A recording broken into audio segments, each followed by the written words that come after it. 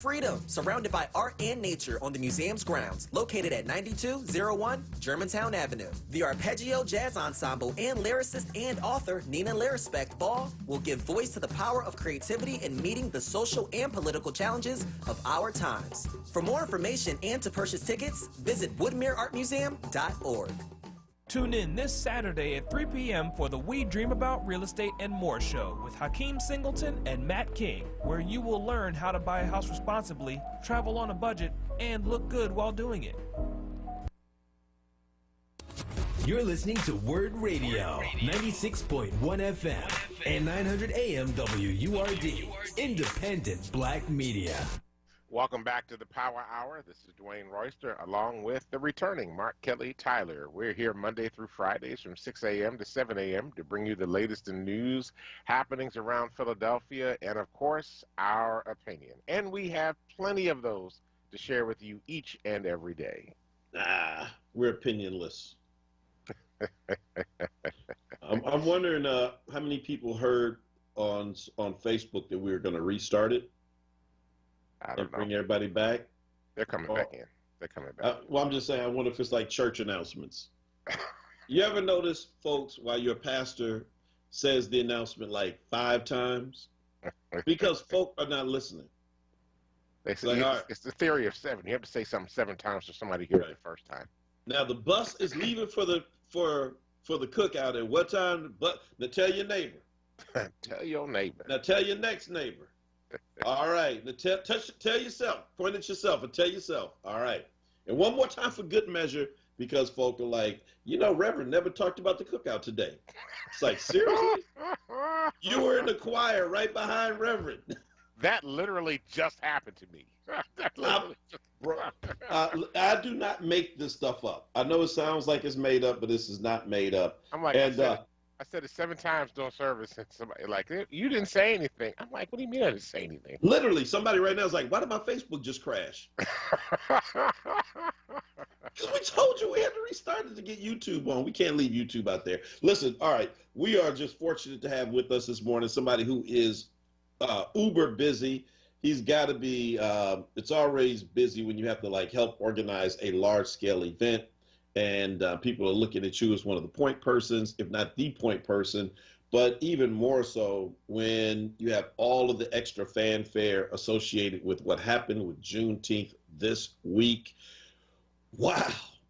Ron Brown, Philadelphia's own Juneteenth man. Good morning, Ron. Welcome to the program with Bishop Royster and myself. It's truly a blessing for me to be on this call with this spiritual man. I appreciate it. Hey, Ron, we're glad to have you, bro. Listen, so first of all, congratulations on Juneteenth. How are you feeling right now?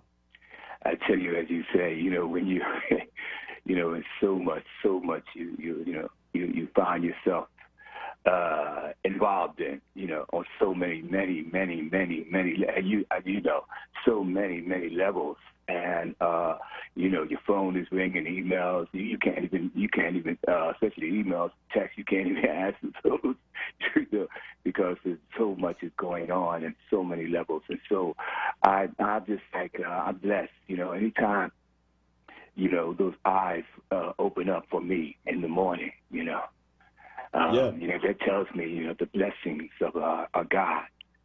And, and I'm just so grateful to, to God's blessings that he bestowed upon me. So, as the freedom fighters did, so many of them, many of them just, they knew that they was going to die as the bullets was coming. They knew that they're falling, but they kept going, and not for themselves, but for generations and generations that were following. So I'm just so blessed to be here today, brother, especially with you.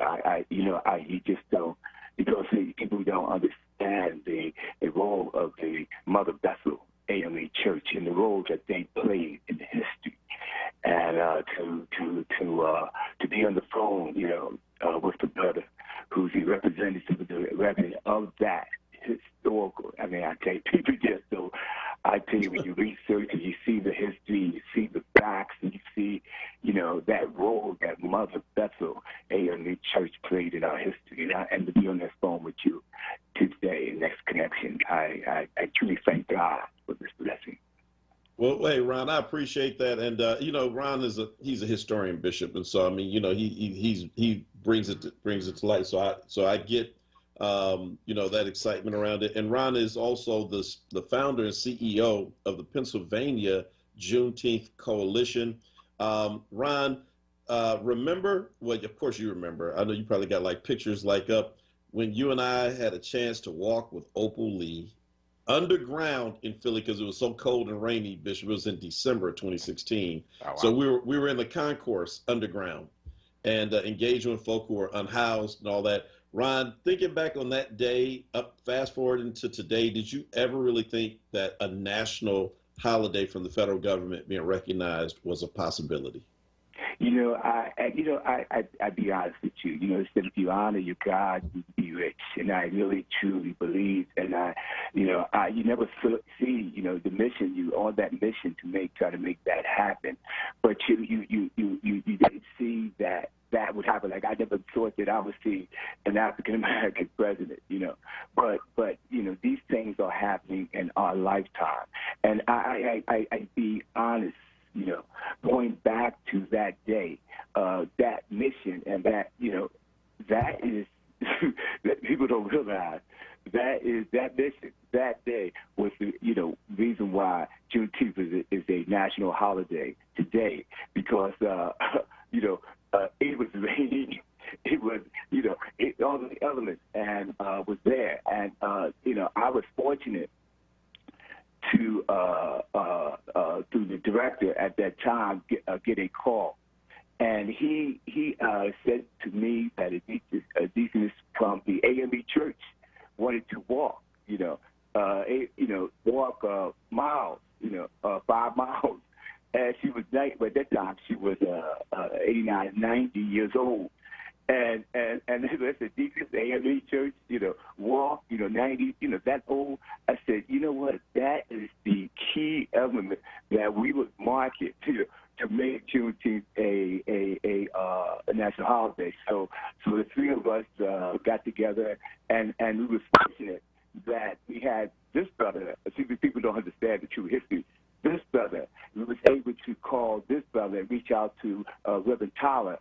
And as a result, Reverend Tyler embraced his sister, the mother, they call her Mother Juneteenth, and he took her and he fed her and he took her in the air, a word, and he took her all around, and he was, I tell you, thank you, brother, for that. And as a result of that, it was a petition drive to get signatures, 100,000 signatures.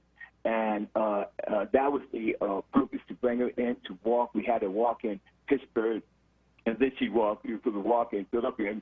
And because it was raining very hard, we went underground. And thank God for the brother Tyler. It was his idea to do that. And I would say, we were going to walk. Reverend Tyler said, under the concourse. And we walked under the concourse, and and so we was able to put that in history. So fast forward in 2020, we reached out to Reverend Tyler, and we put together a team because back then we only got 7,000 signatures, and I said, no, we got to put together a team. And we was able to put together the team here in Philadelphia. I oversee the Northeast region, so I oversee from Delaware all the way to Maine, 10 states. But my home is here. And so I put a team, which I knew of dedicated people. Shelby Merritt Turner, it was even Councilwoman Helen Ginn was in there. I mean, with many people on that team. And it was that team, they was only, at that time, Brother Tyler, they had by June 1st, only 12,000 signatures, and they needed 100,000. And we was able to get 350,000 with that team. And by June 19th, and give Mother Beth a sister. But that enabled us to be able to put a Congress to declare Juneteenth a national holiday by that mission. And on the 19th, P. Diddy got on his car, and he brought home 1.2 million.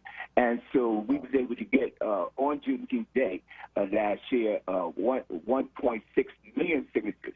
And I say it goes back, today yesterday was declared a national holiday, but it all goes back to that beginning. And then it also goes back to all the way to the beginning because, I've been doing this Juneteenth for 24 years.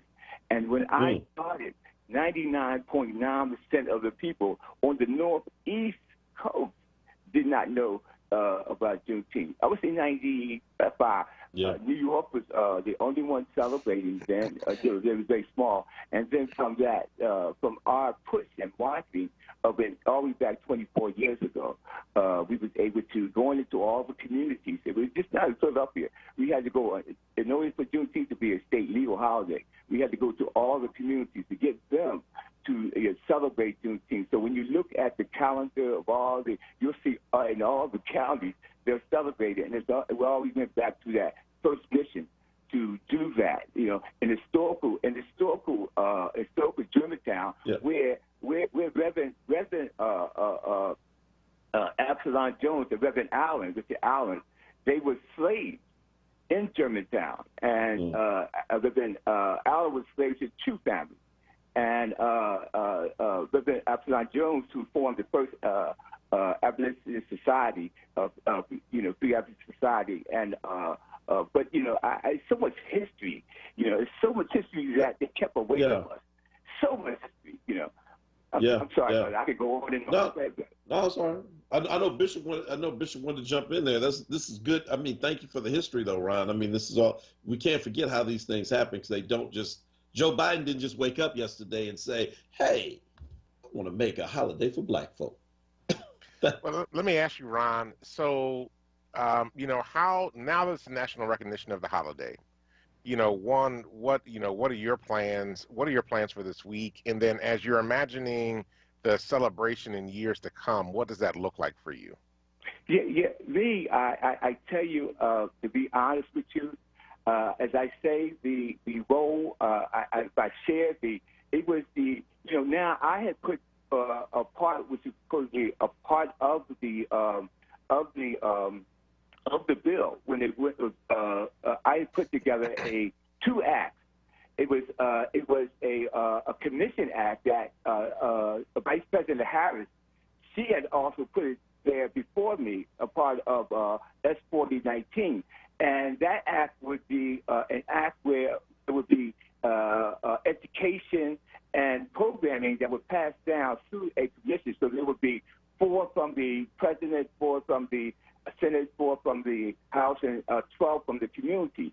And so that was one act. And then the second act was an observance act. And that would be what would be those elements that those of the people would be doing in celebration of Juneteenth.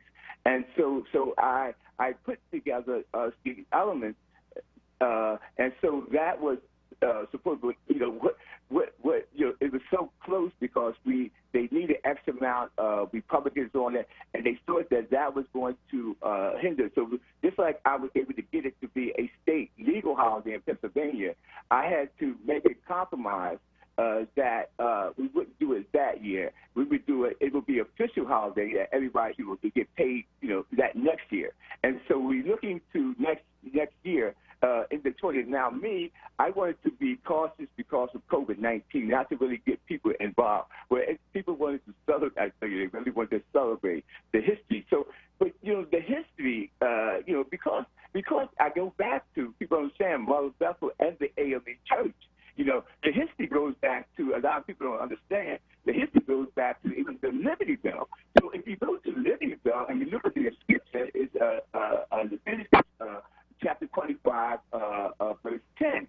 And it was talks about the Jubilee. And because Mother Bethel was made up to speak, and so that, we are about religion, we took that to heart. And so the Underground Railroad started as we thought from Mother Bethel, the Mother Church, because all the different chapters in all the other different states, they were able to teach the message of that Jubilee. And so that's for the Underground Railroad. And then that was the spark of freedom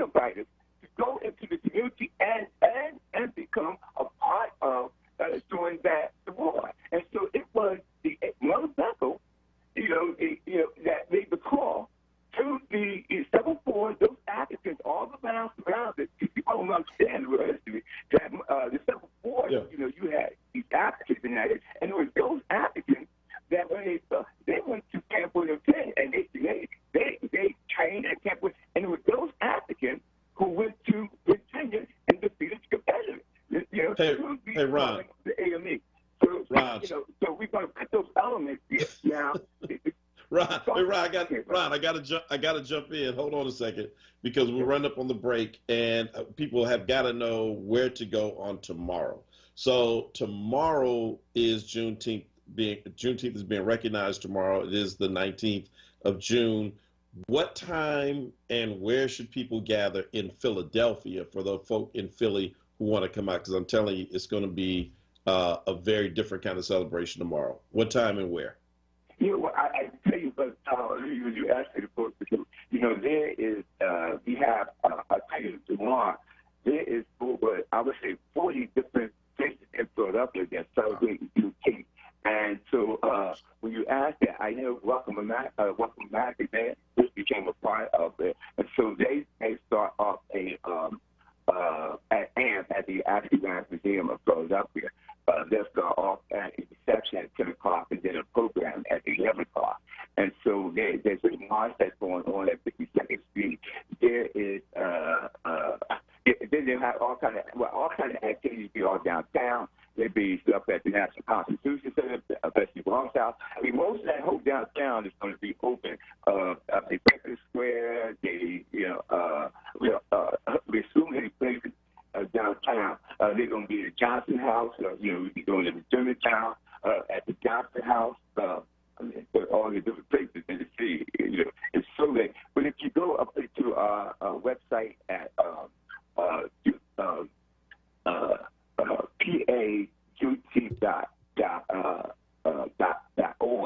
you'll be able to see the schedule. If you go to AMP website, you will also be able to see a lot of the activities. But I oversee over 120 now organizations that go throughout the state.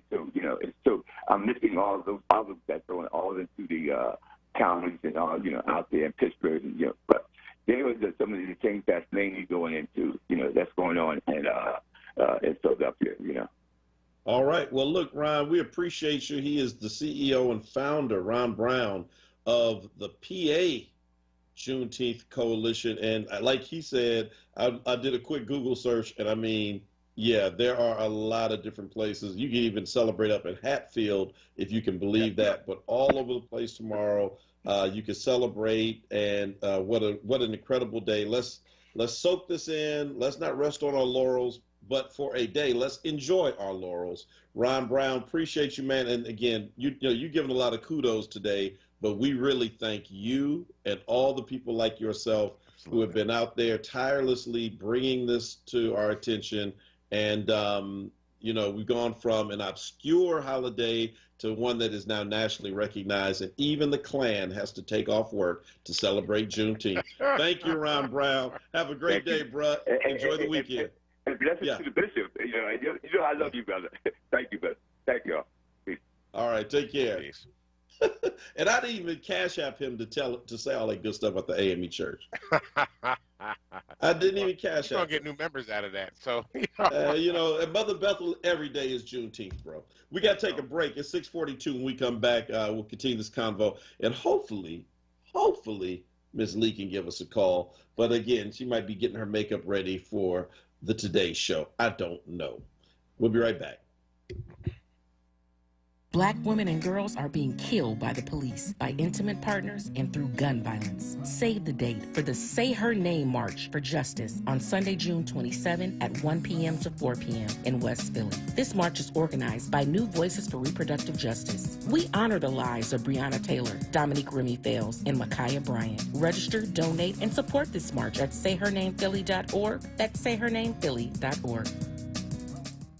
Tune in every Saturday at 4 p.m. for the Did You Know Show with host Bryant Green, right here on WURD 96.1 FM and 900 AM. Coping 19, brought to you by CDC and the Ad Council. With everything going on, there may be times you feel like you can't handle it all. Journaling, meditating, and talking with friends and family can help you feel more grounded and better able to cope. Your kids are also going through a lot of new experiences, and simply talking with them about their feelings can be quite powerful. Find more self-care and coping tips at coping-19.org. The WURD Radio Newsletter, keeping you informed, engaged, and connected. Sign up by visiting wordradio.com. Scroll to the bottom of the page and type your email address under Connect with Us. You'll receive the latest information on WURD Radio, messages from our president and CEO, Sarah Lomax-Reese, exclusive articles and multimedia content, and resources. Stay informed with the WURD Radio Newsletter. Now, a traffic update on WURD Radio. Good morning. This report sponsored by ExpressPros.com. Volume not too bad here in Philadelphia. Still this Friday morning, Schuylkill Expressway westbound. A little slow broad to pass Young through construction. Eastbound not bad yet. Vine Expressway westbound. Lake Parkway through the Schuylkill Expressway. Southbound Boulevard Route 1 broad down to Fox. Just some minor volume through that construction zone. Southbound 95 getting heavy. Copman down the bridge. Again, Allegheny through Girard. Northbound side looks good. 55 northbound in South Jersey. Lane north of Deptford. Into 42. 295. No major issues there still as of yet. Now is the time to get a new job. Express Employment Professionals never charge job seekers a fee, and it's more than 35,000 job openings with high demand in construction, driving, logistics, and administrative jobs. Find the location near you at expresspros.com or on the Express Jobs app. For more traffic information, log on to sigalert.com. Jim Bachman with your Philadelphia area traffic. Now, a WURD weather update. Here's NBC 10 First Alert meteorologist Bill Henley. Sunny and nice today and very low humidity. We'll warm into the mid-80s this afternoon, and it will be breezy later today, but the humidity stays low until tonight. Then clouds increase along with the humidity. Could see some storms overnight into Saturday morning, then partly to mostly cloudy skies Saturday afternoon, a high of 90. Storm Saturday night, back to sunshine and hot and humid conditions for Sunday, Father's Day, with a high of 92. I'm NBC 10 First Alert meteorologist Bill Henley.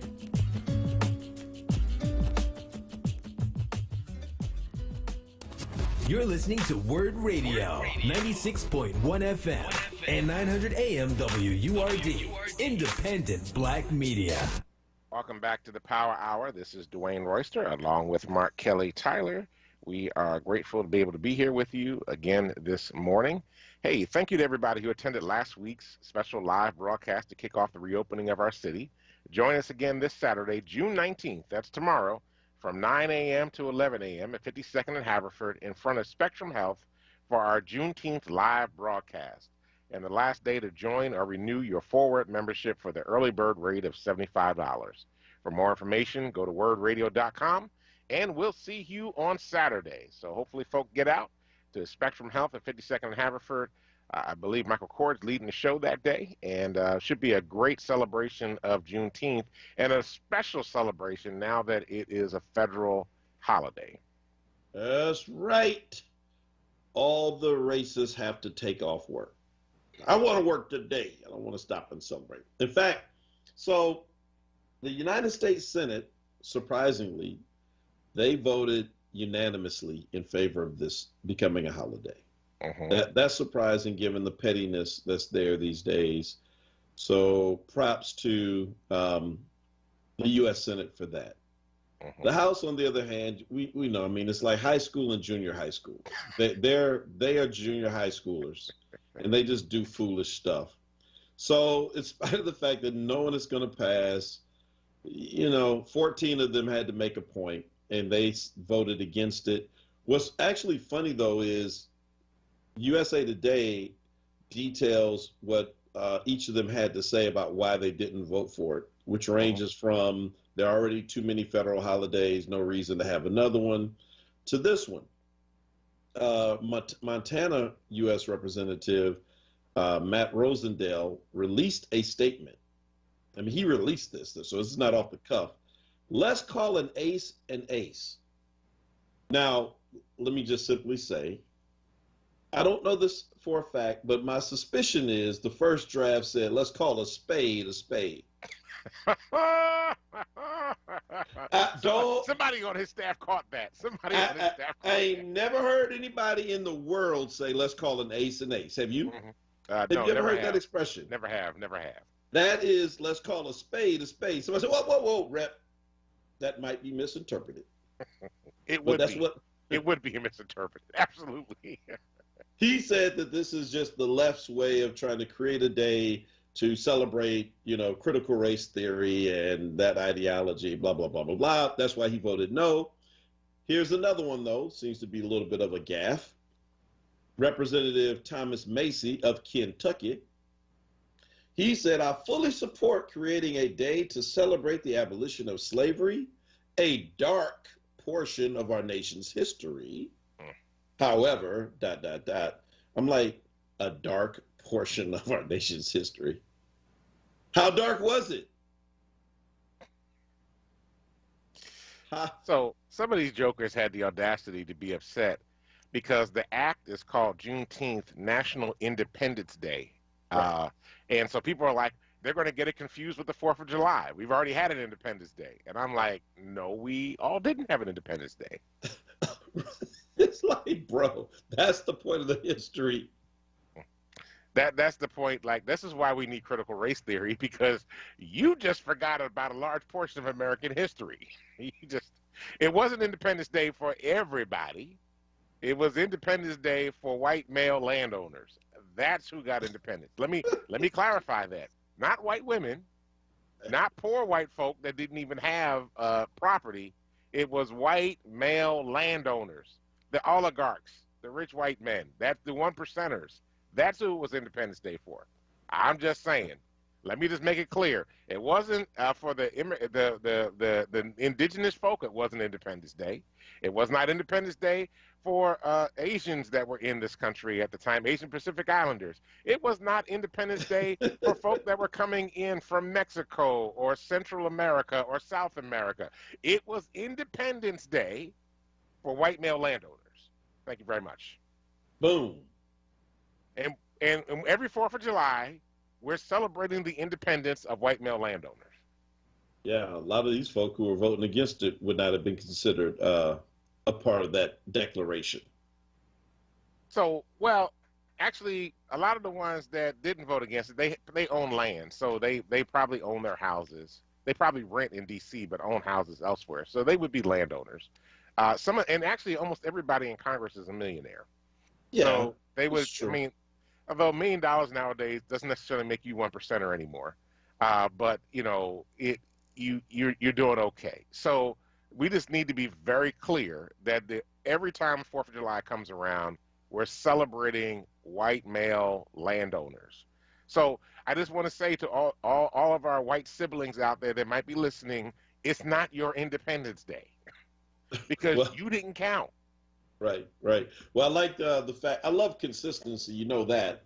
So I do enjoy the fact that 2 of the 14 are from Arizona. And they're like, no, we just don't do black holidays, bro. They didn't do MLK Day. Hey, it was only 3 years ago they started recognizing it. You bring a black holiday our way, it's getting shot down. So what do you want? We're Arizona. We don't do that. And so, Ronnie Jackson of Texas, of all places, Chip Roy of Texas, is like, y'all do know the history here, right? I mean, come on, bro. This started in Texas. This was a problem. Oh, my God. I'm trying to figure out, because actually Juneteenth is not just about Texas. It's also about Maryland. Those were the 2 states that slavery was in until this date. So I don't know how Maryland gets lost in all of this somehow or another, but it's not talked about. Hey, what about, because Juneteenth was I hear that, but it's like the ways in which the dramatic unfolding of the story and the retelling as it happened in Texas, everybody knows that story. Well, everybody doesn't know, but people who know Juneteenth know that story. I'm not sure what happened in Maryland. I mean, in Maryland, you were so close to freedom. I mean, you could do like Frederick Douglass. You want to run away. He just borrowed some guy's clothes, dressed up like a sailor, and jumped on a train. And 2 hours later, he was free. Try to do that in Texas. I mean, that wasn't going to happen in Texas, right? You better off going to Mexico. So if you can make it through the hot, barren desert, first of all.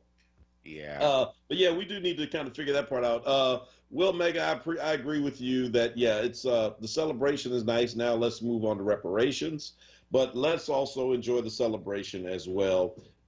This is a great day, a great opportunity to celebrate. By the way, happy Father's Day as well to all the fathers who are out there who are actually fathering, and so happy Father's Day to you all, and get it in on this week. What are you doing for Father's Day? Church.